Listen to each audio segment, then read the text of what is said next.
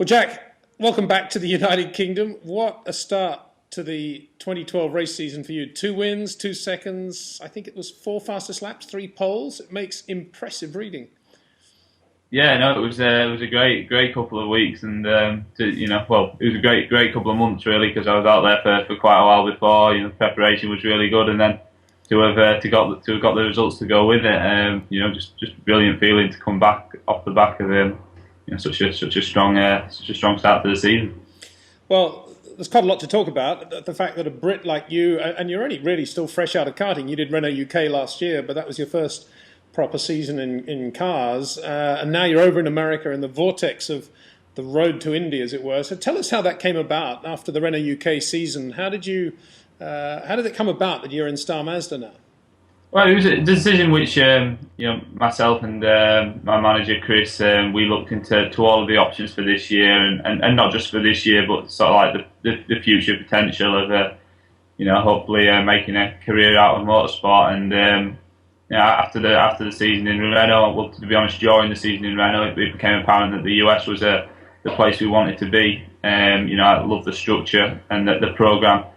The Road to Indy program gives drivers an opportunity which they would never get perhaps in Europe, and that was the main reason we decided to go over there. And it was a lot of work to get it all to come together to be able to go to do it, and a lot of commitment on everybody's part, and it came together really well. Well, congratulations on putting that together. Just to go a little bit deeper into those thoughts. In reality, I guess what you're saying is that there's quite a clear path in the United States now for a young driver like yourself. But if you stay in Europe, it's a lot more complex. A lot more choices have to be made. And I guess at whatever level, it's probably more expensive lap for lap than racing in the States. Would I be correct in saying that? Yeah, definitely. Like you say, I mean, in Europe at the minute, the budgets are higher. They don't have the sort of the prizes which they perhaps have in the US. It seems like in the US, everything's, you dialed down into 4 categories really at the moment. You've got USF 2000, the starting point. You've got Star Mazda, the step up, then Indy Lights, and then obviously you've got the pinnacle, which is IndyCar. Whilst Europe at the minute, it's a little bit all over the place in my opinion. It's all a bit mixed up. You've got a few categories which perhaps shouldn't be there, and taking drivers away from other series and whatnot. It's very difficult as a driver to know where to go, and also with the budgets being high. It's very difficult to make any progress, and I think that's really what they've got nailed in the States at the minute, and hopefully it's going to, it's proved this year to be even bigger than the previous years. We've got European drivers like myself going over there, you've got South Americans, you've got the American guys. It's proving to be a real success at the minute. Jack, you're obviously a very talented driver. You excelled in karts. You won races last year in Renault UK, and now you've hit the ground running in Star Mazda. I don't want to labour the point, but it is unusual for a young Englishman like yourself not to be saying, I've got to be in Formula One at all costs. That is the goal. That is the only thing that I want to do, which is, of course, what a lot of your contemporaries would be thinking. But I get the feeling from you that, if it ends up that you're racing in America with a very good team and doing well there, you'd be reasonably happy with that, or very happy with that. Oh, I love it.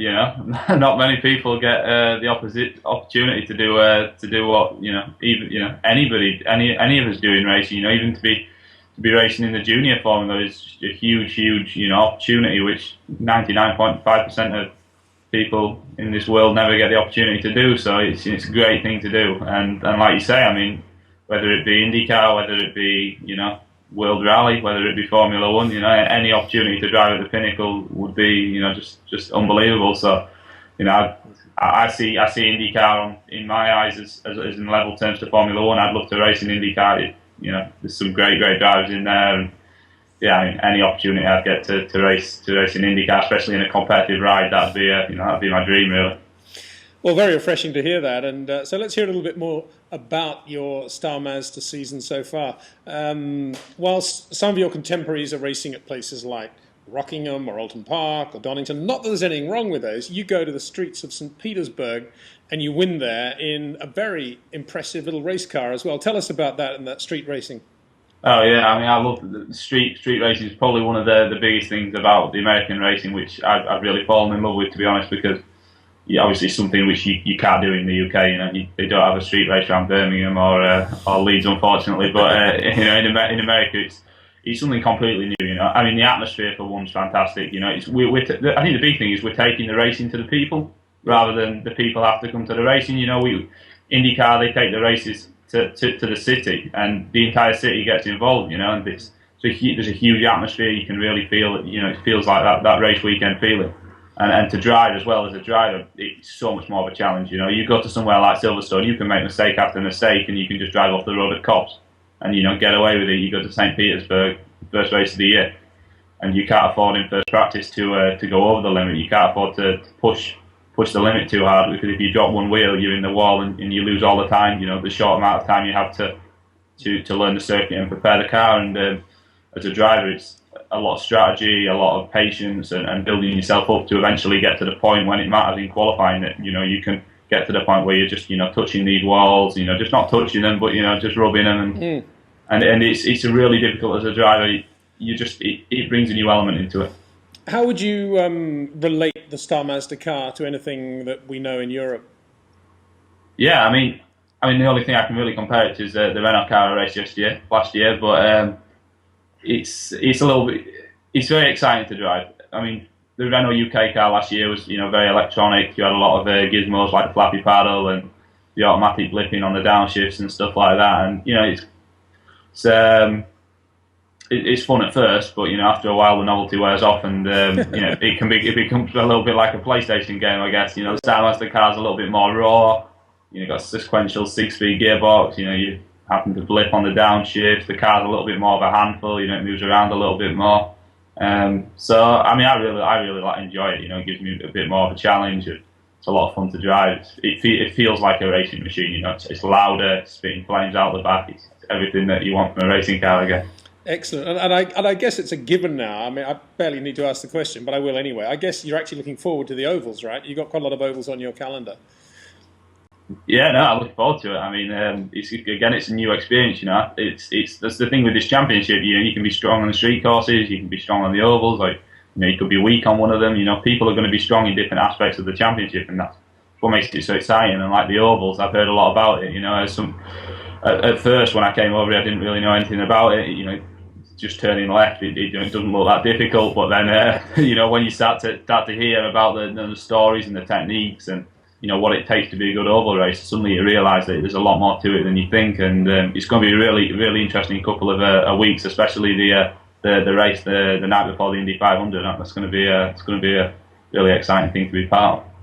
Well, yeah, and again, you can integrate not only with the fans, but I guess with the IndyCar crowd in a way perhaps that, say, the GP3 drivers cannot integrate with the Formula One drivers. It's like they're in a different world, even though they're part of the Grand Prix race card. But in your case, I guess you'll be at the Indy 500 on race day, and you'll be mixing with some of the guys there in the teams.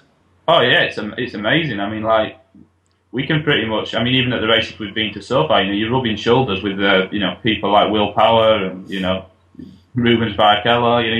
You literally can stand next to them in pit lane whilst they're about to go out for their qualifying. It's pretty amazing.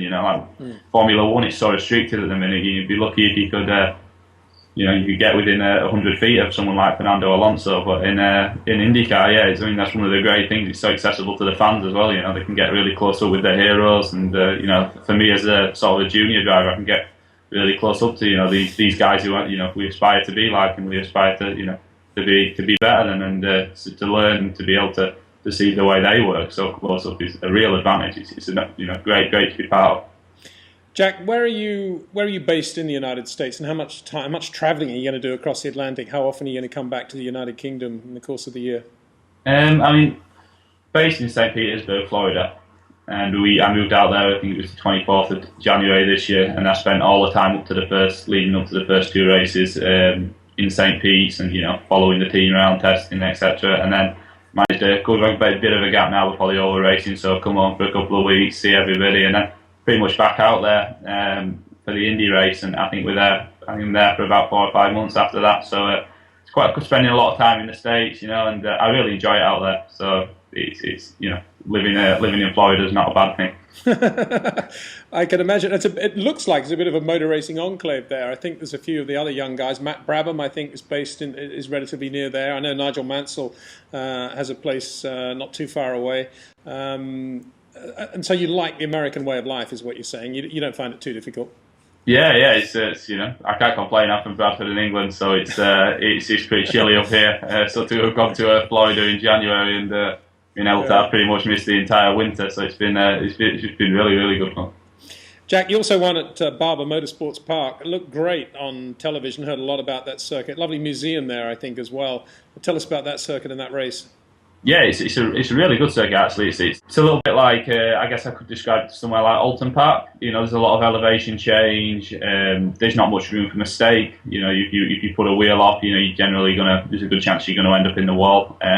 But it's an exciting circuit, and the race itself was really interesting. It's quite a difficult circuit to pass on. The circuit's very abrasive as well, so tyre management's really important around there.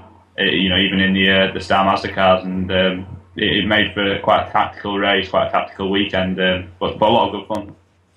Jack, great talking to you. You're on the road to Indy, and you're definitely on the road to Indy. I mean, you're really making your mark at a very early stage of the year. Keep it up.